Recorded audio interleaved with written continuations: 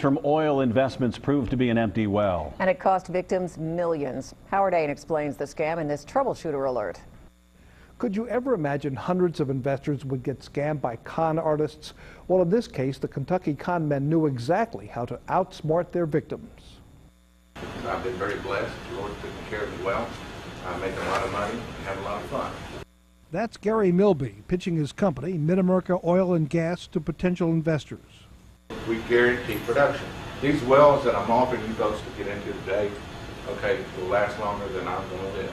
Milby provided a detailed prospectus as well as what seemed like a strong argument on why investors should trust him. How many of those have been productive wells? All of them. All of them. You're batting 100%? Yes, sir. Oh, that's great. Well, it's, that sounds phenomenal in the oil business. The man asking Milby that question is Robert Buechner, a lawyer who had invested in similar projects with other companies. And he basically guaranteed that the wells would be productive and that essentially the people would make money. Buechner was intrigued and did his due diligence, including visiting the oil wells to see them firsthand. As this picture shows, Buechner witnessed oil gushing out of the wells and was impressed. He would, when these things blew off, would say, oh my gosh, this one's going to be 60 barrels a day, or this looks like a real winner, this is going to be 90 barrels a day. The truth is, it was all a show.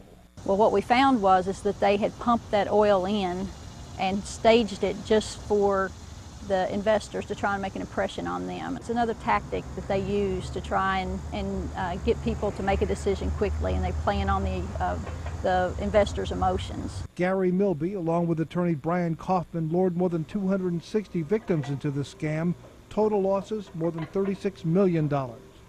And Brian Coffman was like the wizard in The Wizard of Oz. When you pulled back the curtain, he was the one that was always pulling all the strings. Inspectors found Kaufman was depositing investors' funds into accounts he and his family controlled. The money bought condos and luxury items.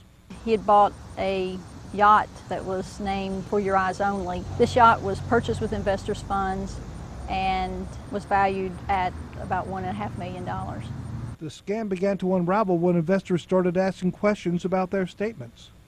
The big problem was we weren't getting the money that we had been promised. Buechner says he did everything he could to research the investment. The problem, the con artist in this case outsmarted the victims.